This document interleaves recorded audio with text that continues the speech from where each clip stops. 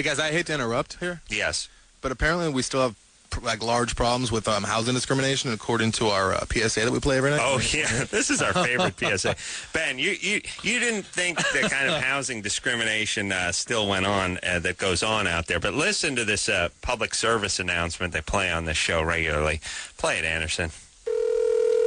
Hello, may I help you? Hello, can I ask you a few questions about the apartment you have on Park Street? What was your name? My name is Juan Hernandez. It's been rented. Oh, it's gone?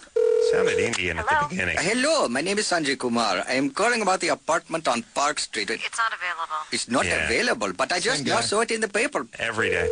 Yeah. May I help you? Hi, my name is Tyrone Washington. I'm calling about a place to rent on Park Street. No longer available. It's not available now. Can't rent an Nope, apartment. sorry. Oh, okay. Here comes the man. Hello? Yes, hello. My name is Graham Wellington. I'm calling about the apartment White on guy. Park Street. Is that White still guy. available? Yes, it is. Oh, it is? Yes. Oh, really? I'd love to make an appointment. Housing discrimination is illegal. So there you Yeah, it's illegal. Everyone Yeah, knows. anyone who lives in Los Angeles knows Mexicans can't get apartments. That's hilarious. It's impossible. That's hilarious. I live in one of the, I mean, I'm sure it's very modest compared to your house, but I live in one of the very nicest parts of Beverly Hills. There's every kind of ethnicity imaginable in my neighborhood. Listen, imagine a Mexican or black guy or an Indian trying to live in an apartment here in Los Impossible. Angeles. Yes. No way. They're forced to live in large manors. In the street. In the street, Right to the I mean. street. Yes. Or in the woods. Can't be in done. the desert. Go. I have a house out in Malibu. I mean, it's like a rainbow out there on my street. It's every kind of color you can imagine. The point listen, they're point- trying to rent a space. They're going to rent it to anybody as long as they're not going to destroy it. That's all. Look, here's the bottom line. There's a lot of people get a lot of mileage out of basically cultivating this racism thing, which exists, but not to the point that they'd like to make it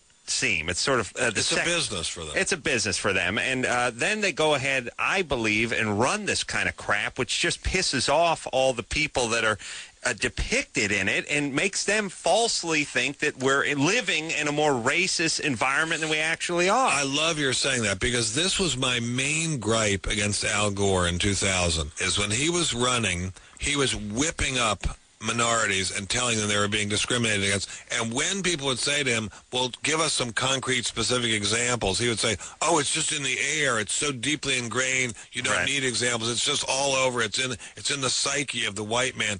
And if you can't see it and can't smell it and touch it, it's not there. It's just not happening.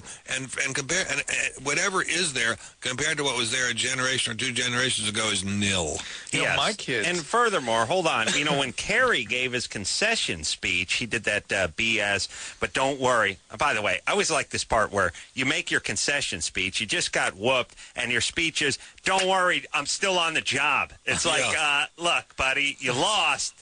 The game's over. How about hitting the showers and getting out of our face because we're tired of looking at your pie hole? And it's like, don't worry, I'm still on a job. What job, by the way? You don't have it. You're out. Senator. But the point is it's like as if he's running the country. Right, and he's like, anywhere there's a farmer that needs help, anywhere. And then he does this whole thing. There's a mother who can't get welfare for anywhere. There's a person of color that wonders why they're being treated differently. It's like, really? You got to shake that whole racist snow globe up again, you old F. It's not going on. Yeah, it exists. It exists again. Fat people, poor people, ugly people, short people. There's a form of sort of ism for just about everything. Let's face it, but go out, work hard, make some money, don't screw over anyone, and you'll be fine in the society we have built, by the way. Why do we have to keep whipping that horse? Because there's votes in it, and there's votes in stimulating people's paranoia. And there are a lot of people who cannot take responsibility for their own failures in life and would like to blame somebody else for it or blame racism for it. I mean, you know, I am the father of a very, very sweet teenage child, and I hear him and his teenage friends talking all the time. It's very easy for them to place blame for things on their parents, place blame for things on the schools. It's not easy for them to accept blame for themselves. That's a teenager, and that's fine. I mean, he's a wonderful kid, and I love him. But for an adult, the age of Kerry to be doing that is ridiculous. The other thing, the generations coming up, your child's age and my kid's age. Well, your kids are quite a bit younger. Well, they're 12, 13. But the idea of race it's almost going away for them.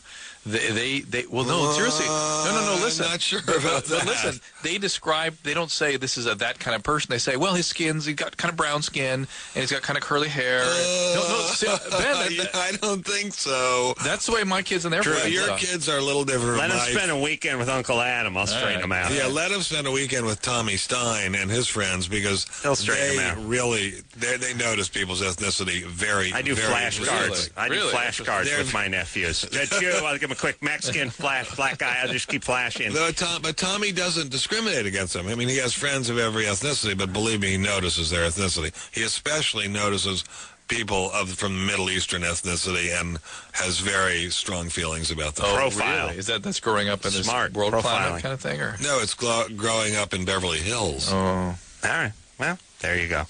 And let me just say one more thing before we get off this topic. Go back to whatever calls we might take tonight.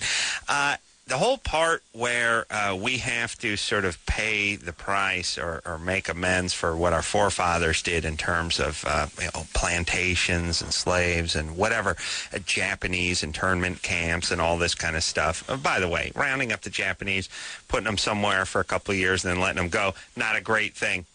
Go on the Bataan Death March. See which one you'd rather do. Or the rape of Nanking. Yeah, there's another good one. The point is as I have two nephews, both German. I mean, their fathers from Germany.